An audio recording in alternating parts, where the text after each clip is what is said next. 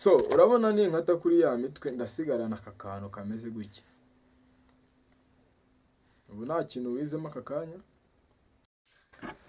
Okay, abahungu banjye kanizere ko mumeze neza aho muherereye hose, amajyepfo, amajyaruguru, asirazuba ndetse murengera bwaryo. Ngi the boss bava nk'ibisanzwe buri gihe nza mbasuhuza mbaha yambu buri munsi. Hanyuma uyu munsi ndashaka gusuhuza abahungu banjye muri hehe. Nimuze turebe kuko ngiye kubigisha uyu munsi. Ndashaka kugira ngo tubane muri iri somo ngiye kubaha none ahangaha. Yes, ndagira ngo tujyane uyu munsi tube turi kumwe 5 kuri 5 kuko ndashaka kubereka utuntu nka tubiri mu byo wakifashisha ujyanye kureba sheri wawe cyangwa se mu byo wakifashisha uri murategura iwawe. Murabizi nge nkoresha ibikoresho biri hafi yacu, ibikoresho buri muntu wese yabona, ibikoresho bidahenze mbega muri make. Yes, akenshi nkunda gukoresha nk'utuntu tw'udupapuro. Buri igipapuro ikimureba gikora ibintu byinshi bigiye bitandukanye, ariko nkawe uri hariya mu gishanga utazi akamaro k'aka kantu, utazi ukuntu wakora nawe aka kantu gashyira sheri wawe akaba yakishima kandi bitagusabye ibintu byinshi, bitagusabye ikiguzi kiri ku rwego rwo hejuru, byaba bibabaje kuba utazi ibanga. Yes, hanyuma nicyo the boss bava naziye, nicyo naziye nk'umuhungu wawe. Urabona aka karabyo akanga kureba iyo ugiye ukamuherera ati akira kabyare sheri wanjye ndagukunda, ukarenzaho twa tugambo direct umukobwa wawe uramutahana. Yewe nta nubwo wirirwa umusabi wabo, nta gukwa nta kugira gute, upfa ko wamuhereje aka kantu. Iyi ni impano rwose idasaba amafaranga menshi kuko ubu tuvugana iki kirabyo ureba gihagaze amafaranga atari hejuru y'igihumbi. Nimba ugishaka ufite igihumbi wanambwira rwose tukabihuza nkakakoherereza. Aka ngaka kureba aka ni igihumbi rero ntago ari amafaranga menshi ahambaye ku buryo yakubuza kujya kwifatira umwana, ku buryo yakubuza kujya kwirebera uwo ukunda, ku buryo yakubuza enjoyment, ku buryo yakubuza ibintu byinshi.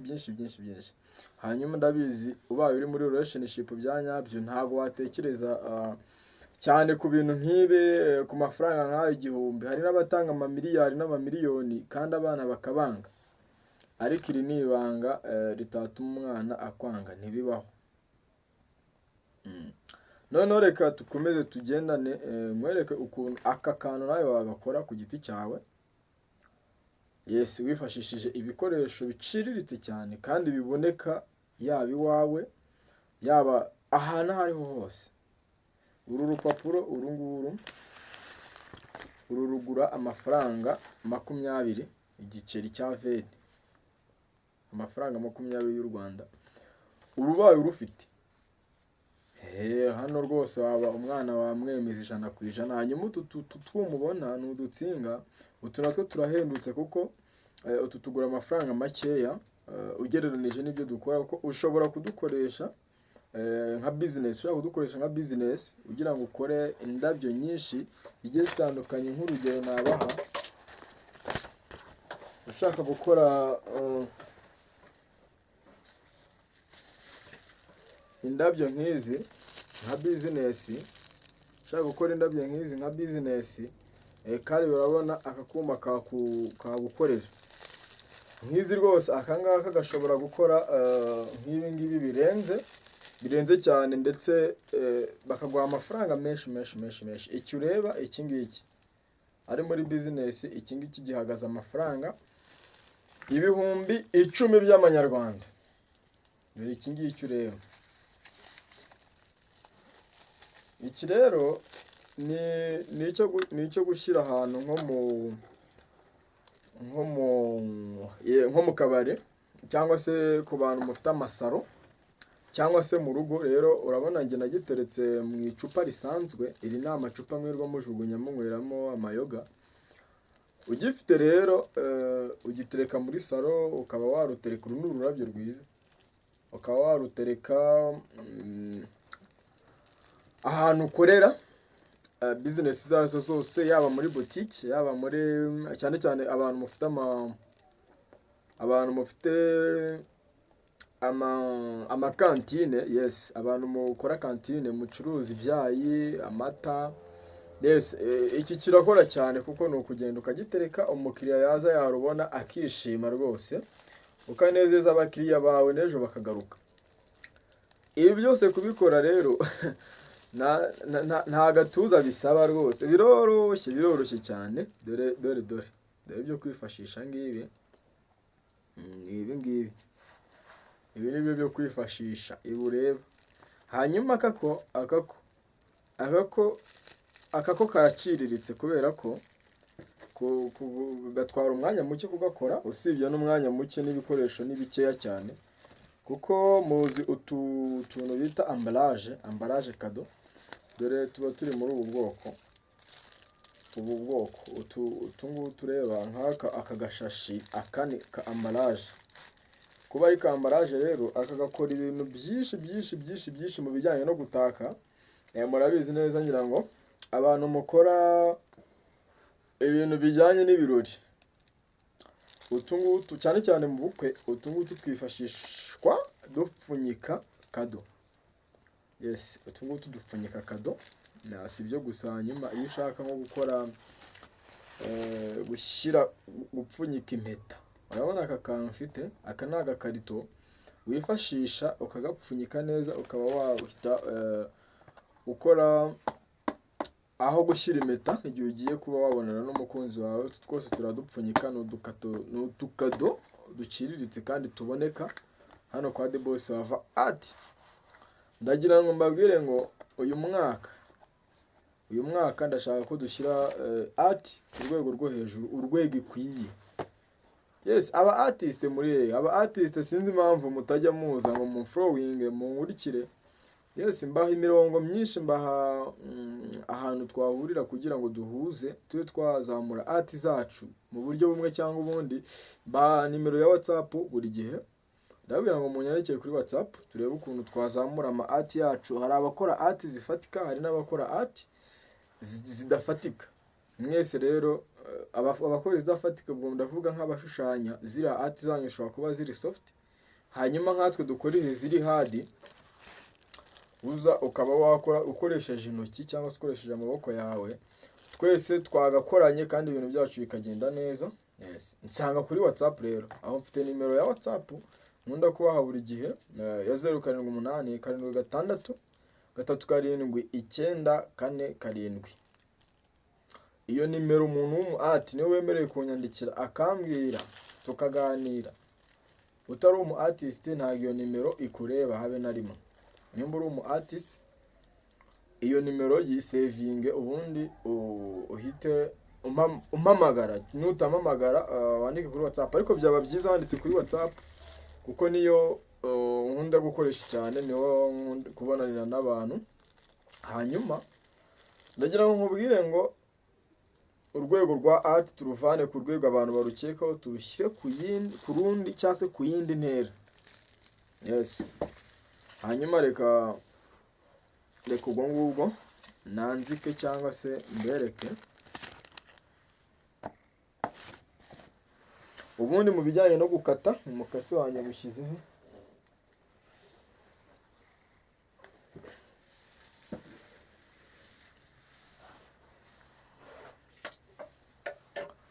Hano iyo ufite umukasi wawe ufite, uyu umukasi usanzwe, ibi bintu byose biba byoroshye.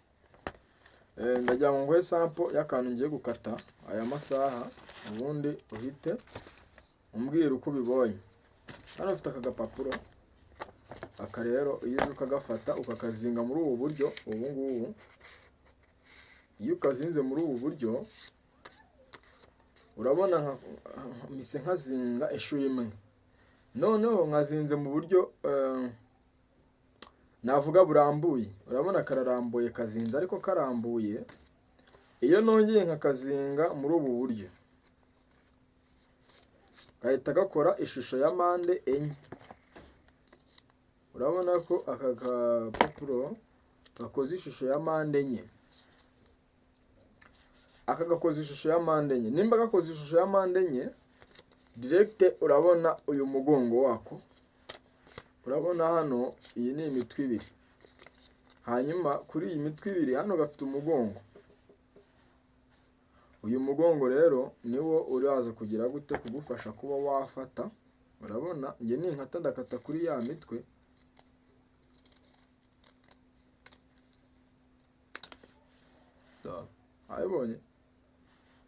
abibonye. So urabona ninkata kuri ya mitwe ndasigarana aka kantu kameze gutya.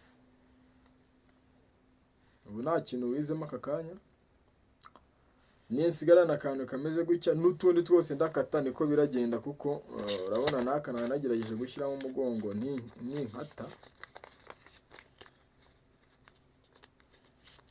nako ninkakata ndaza nshunganwa na wa mugongo wanjye, akantu nsigaranyemo dore ngaka. Urabona aka ngaka karasa n'aka n'ubundi, ni fotokopi yaka akureba.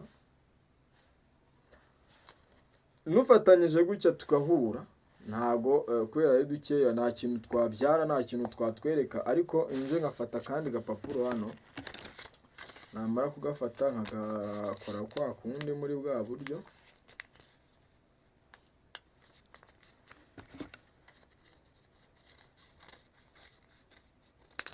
Dore naho mbyajemo akandi nka kariya, mpita nkashyiraho, mfata n'akandi. Akandi nako rero iyo nkafashe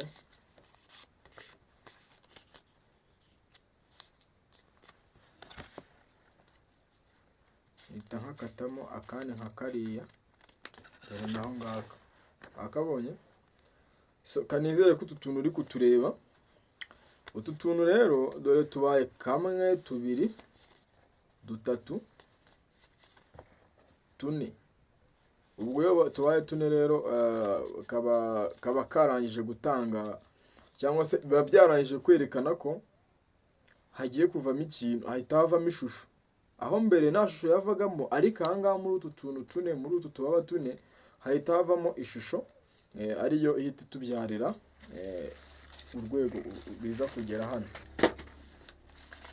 Iyo shusho rero ivamo igihe byagenze gute? Igihe wafashe uru rudodo rwawe, urarubona, uru rudodo rero iyo umaze kurufata ukaza ukazinguraho gato cyane, urabona ni gato. Iyo ufasheho gato kuri rwa rudodo, wamara gufata kuri rwa rudodo ukaza ugafata no kuri twa twuma twanjye hano mfite,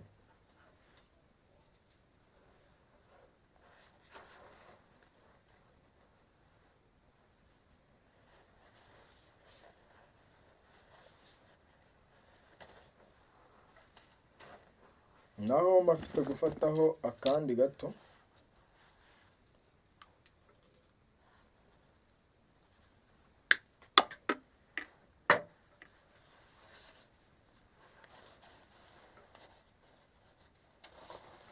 Aka nako urabona ndagafite hano, aka ngaka. Aka rero bakeneyeho akatoya cyane, ntago mba nkeneyeho runini. Aka urabona aka ngaka ikintu kiba kigiye kubaho ni uguhita nafishaho cyangwa se nshyiraho twa tubaba kugira ngo bize kubyara ya shusho. Iyo maze kugakata neza mpita nza nkapimanya muri tubiri ngutu. Iyo maze gushyira tubiri muri tubiri rero mpita nza na ka kadodo, urakabona nari nagaciye n'ubundi bisanzwe, nkagira nte nkaba nahita nkahambiraho.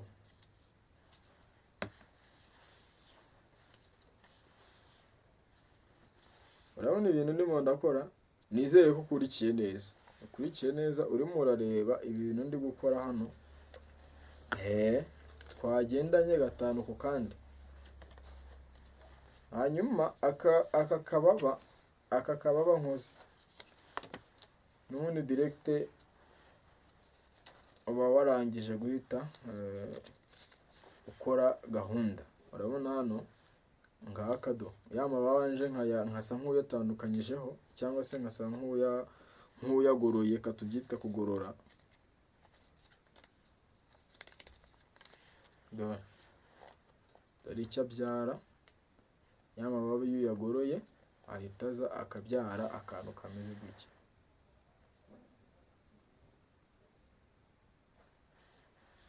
Hanyuma iyo uyarambuye neza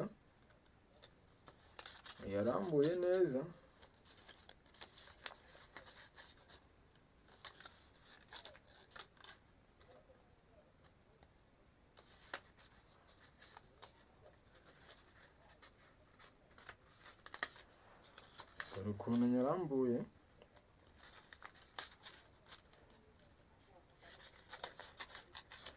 dore iyo yarambuye neza ahita abyara shape, ahita abyara ishusho iri muri ubu buryo. Dore shape yita bibyara niye, avukamo agashape kameze gutya. Hanyuma ukaba watanga ururabyo rwawe mu buryo bwiza. Ikindi kiba gisigaye ni ukuza kurudekura cyangwa se gushyiraho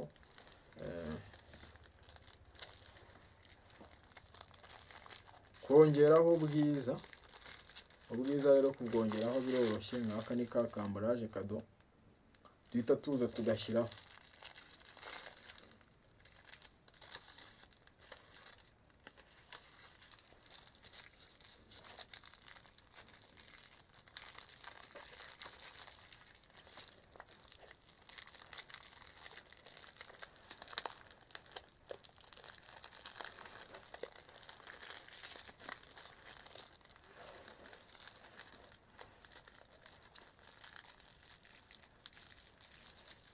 Dore ubwiza bwose bwagezeho direct,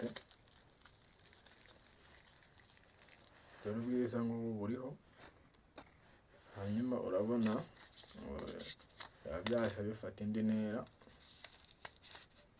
Iyo umaze gushyiraho bwa bwiza bwawe, ikindi ukora ni ukukagurura ubundi kakaza kameze neza, ukajya kuba wagaha umukunzi cyangwa se ukaba wakamanika mu nzu iwawe.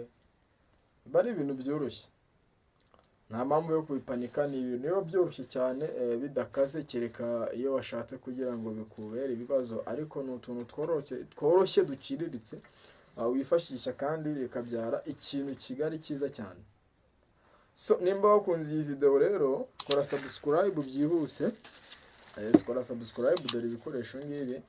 Ushaka kwiga ibindi birenze wahamagara kuri nimero yanjye ngiye aho ngaho muri screen, ugahita uza tukiga, tukajya duhora twiga. Kandi nkora live, ngiye kujya ntegura live. Igihe ushaka kuza kuri live yanjye wajya usa tukiga, wajya noneho kuri YouTube ukakora subscribe, wajya kuri TikTok ukamfollowinga, wajya kuri IG ndiyo wamfollowinga, Facebook ndiyo The Boss abankoresha hose.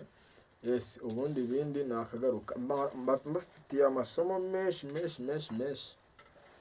Hanyuma nimba urebye iyi video ukaba wampuza n'umukinnyi wa filime, waba umfashije cyane kuko ufite filime nanditse ariko yabuze uko ijya hanze, yabuze uyitera inkunga. Iyo filime ni nziza, ni filime nyarwanda yitwa Inzira Ndende y'Ubuzima, cyangwa se mu cyongereza ni Long Away Story and Films na Vava Dream. Iyo rero ni story ariko nanone ikaba filime.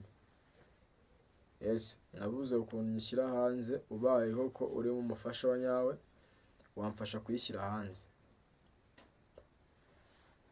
Nimero niyo iri hasi, utitwaza nimero ngo wabuze nimero nshakiraho, ni iri hasi muri description.